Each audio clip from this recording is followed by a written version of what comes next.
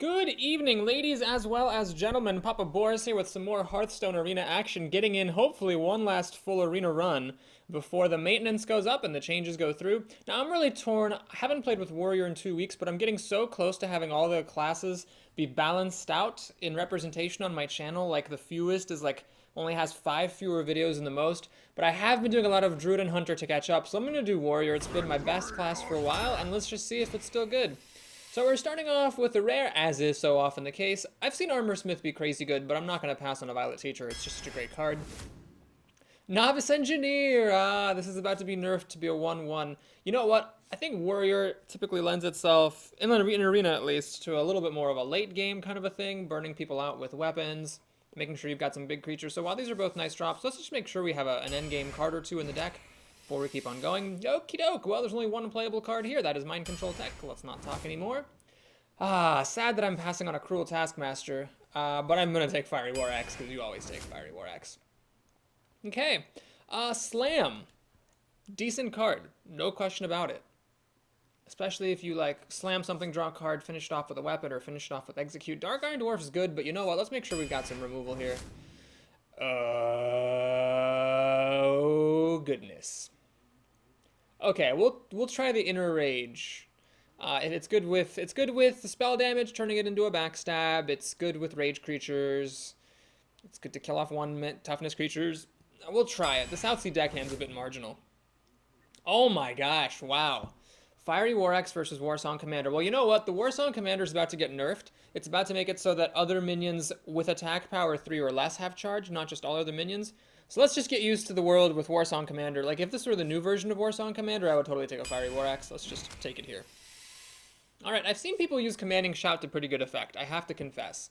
But I still don't really like the card that much, so, and these are both really fine rares. So this guy is great with Inner Rage, but I don't have that much else to go with it, so I think I'm just going to take a solid 3-drop. I don't have any, I mean, I'll play it on turn 3, but it's not great. We'll take a Knitmaster here just to round out our creature part of the deck. Oh, Jesus.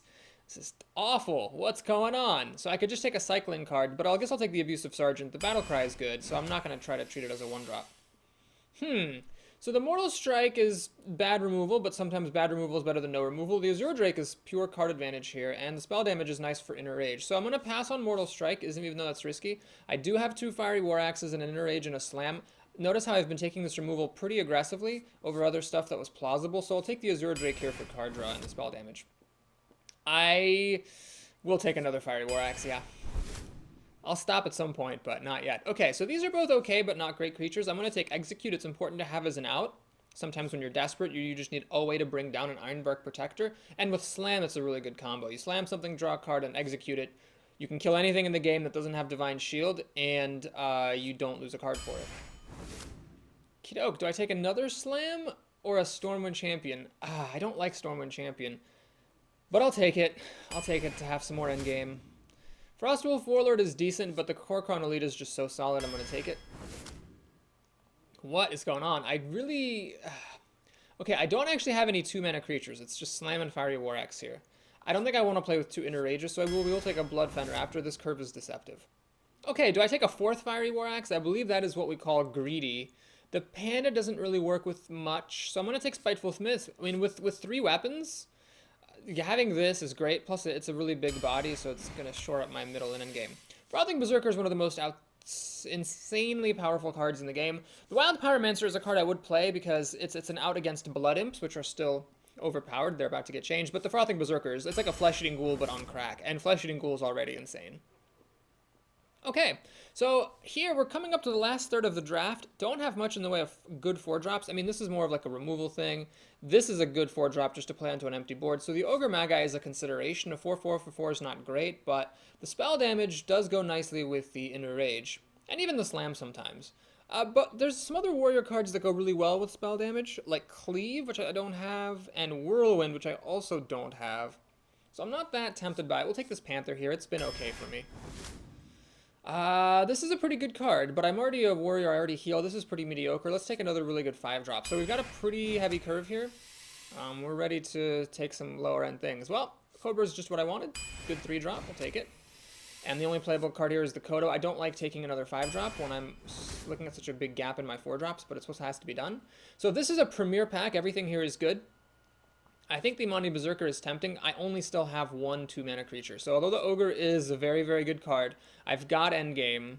So I'm going to take the Berserker to make sure I have some early game. Okay, another Korkon Elite is fantastic. Fen Creeper, I have too many 5-drops already, so I'm going to take the Silver Moon Guardian to balance things out a little bit more. Okay, and I will one last time, in memoriam, take a OP Warsong Commander. Okay, I will take a Panda because, again, although it looks like I have a lot of stuff, all I really have at 2 mana is the Berserker and the Raptor. I'd like to, I mean, yes, I can play Fiery War Axes on turn 2, certainly, but I'd like to have some creatures to play.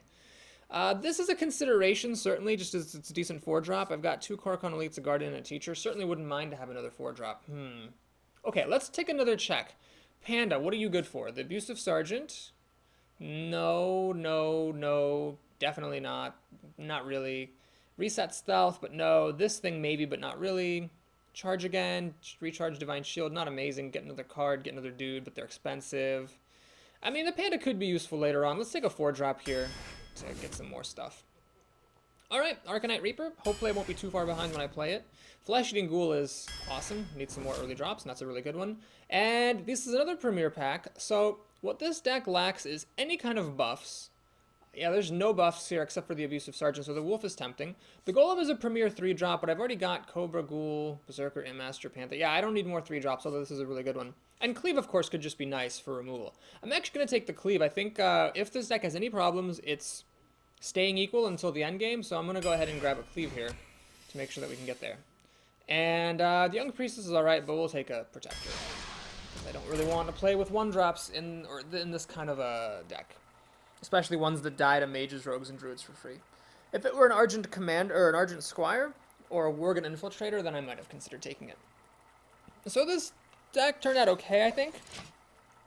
I hesitate to say that any of my decks is ever good, because then if I lose, I feel extra dumb. Having said that a deck was bad and then won with it. If you haven't watched the video before this, it was the Warlock video. You need to watch it. It's probably the best video on this entire channel. Okay, I don't want any of this stuff except for the Cleave for removal, and then the Mind Control tech just to make sure I have something to play on turn 3. The Abusive Sergeant, I don't want to play on turn 1 against a Paladin, it'll just die. Oh, that's good. That's good. Okay, well, we're looking pretty good here. I hope he passes on turn 1, and then I can coin this Berserker to stop him from playing a Recruit on turn 2. We're looking good here. So this does mean that on turn 2, I'm just committing myself to armoring up. Unless he plays like a Murloc Tidehunter, which is highly improbable, I am just armoring up. But I like having this out here because it stops him from making recruits. Most Paladins will not play a recruit right here. If he does play a recruit, I'm happy to enrage my guy against it, and then have a 5-2 on the board for him to deal with when it's his 3rd turn. Notice how he didn't even make a recruit. I've talked about this before. I'll talk about it again. It is better, in my opinion, to play a Fiery War Axe than to armor up. Yes, you risk the person playing a Ooze, but then that means you also have it in your hand. Okay, well, I still stand by my decision. I stand by my decision. So yes, that time it was certainly bad, but I think it's still the correct decision because most of the time your opponent's not going to have an Ooze, and if they play some creature, you really want to be able to play a creature and have the weapon in your hand. It's kind of like being a rogue with the weapon in your hand from previous turns. You can kill stuff without having to spend mana, and it's really strong. So he's making a recruit now. Either he's going to do something. Ah, I see. He's going to secret it up. Well, how confident am I that that is a noble sacrifice? I'm pretty confident, so I'm actually going to swing at his recruit. Yep, it's noble sacrifice. Look at that pro play. So I used my weapon to flush out the noble sacrifice. So the Fiery War Axe was good. It took out the Ooze and it took out a secret. I am going to kill that thing. And then think, I could play the Silver Moon Guardian or the Violet Teacher. I don't have any spells other than Cleave. It's not likely to come up, so I'm actually going to play the Silver Moon Guardian here. Oh, is this guy a douchebag? I think this guy's a douchebag. Generally, 99% of the time when someone says thank you, it's because they're a fucking bag of dicks. And yeah, this person is, so whatever. I'm not going to stoop to his level with the reverse thank you. We're just going to play the damn game. So I'm going to Cleave to kill his creatures. I will actually go ahead and play the Sunfury Protector. It's a slim hope that the Mind Control tech will ever be useful, but with a Paladin, more likely than average that will come up. Reporting for duty. Ah, okay. So this is a pretty good answer. I need my Abusive Sergeant here to be able to reach up and kill that thing. Azure Drake? I might still get an Abusive Sergeant. Come on, buddy. You're in there. Oh, not a chance. Well, what I'm going to do here is just go ahead and kill it. I can't kill both of his creatures, but at least I can kill one. Now he can, like, put a Blessing of Kings on this recruit, and that would be really obnoxious for me to deal with, but better than nothing. So this guy is actually, the taunt from the Sun Fury Protector is awesome because it let me keep my Azure Drake. Well, for the turn anyway. It's still going to die to the Crucible Champion next turn, but can't complain too much. All right, well, I think I'm going to ignore these recruits, actually, in what is very contrary to my style. I will... Oh, jeez. I want to just see if he will actually play 4 creatures so I can steal something with the tech. Do I want to slam one of these recruits dead? Or maybe I should just not let paladins keep creatures and just kill one off? Problem is, if I play the Harpy, the weapon plus the Silverhand recruit will just kill it. Alright, let's do this. Put some damage on here. And you know what? Screw it. I'm just going to play this right now. So I'm going to waste the ability, but I just want to have as much board presence as I can. And then he can use the weapon to kill my Azure Drake. He goes down to 16 health. My board is better than his. And I've got some card draw here. So I should be okay. Hammer of Wrath. Wow, he really did a number on my stuff. And got some card advantage. I think I might just lose this game to card advantage. Unfortunately, it's now getting harder and harder to keep up with him making these recruits all the damn time. Stormwind Champion. Alright, I'll play that. Yeah, I think that's what I want to play. Let's kill off his best creature. So, 6/6 is a little bit tricky for a paladin to deal with. Even if he plays Humility, which is the paladin's main out against this kind of stuff, I'm fine with it because he's still providing a really big buff to my team. It'll work really nicely with the Violet Teacher, too. All the recruits become 2/2s while he's in play. The big dumb beast really couldn't care less about him. Reporting for duty. It looks like he's gonna kill off my mechanic, which is totally fine by me. Alright, I got Slam Execute, and this is perfect. So we're gonna play Violet Teacher. Gonna slam this thing, get a recruit, or a Violet Student. Oh my goodness! Oh my goodness. If only I'd had this at the beginning, I could have played the Kodo, and then I would have gotten the kill on that Snapjaw. Alright, I mean, I'm going to save Execute because honestly, he might play something scarier and bigger later. And I'm just going to go ahead and leave him with this recruit. So yeah, I left a creature alive for him, but he's at 10 health, which is a bit tricky. He's got to do something pretty good here. Argent Commander will allow him to kill my Stormwind Champion, unfortunately. Now, you know what, this Kodo, I think I was a bit greedy there with waiting for the Kodo, because now the Kodo has no targets. That's unfortunate. Well, luckily for me, I can execute this thing. I'm ready to learn. And 3, 4... Yeah, we'll do this. Let's just go for the kill. And drop a Kodo. So my health total is too high for him to kill me, but I've got a lot of creatures for him to deal with, and he's at 2 health.